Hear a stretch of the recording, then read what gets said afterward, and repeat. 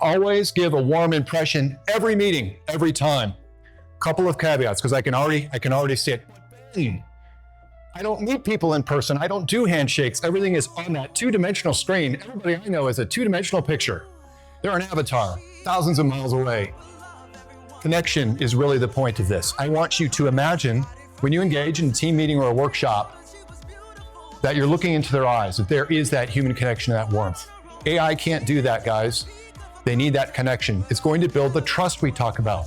In order for us to advance our careers, you've got to have that connection, not because of some manipulation, but because humans need humans. We are an interdependent species. The machines don't do that.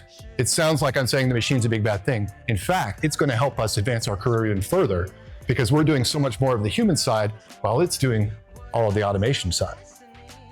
So one possible habit you could do, maybe it's to look them in the eye on that pixelated screen, see what color their eyes are, right? You can actually be grumpy, hungry. You didn't need a break between meetings. That's okay. Be genuine about it. Hey, Tanya, it's good to see you.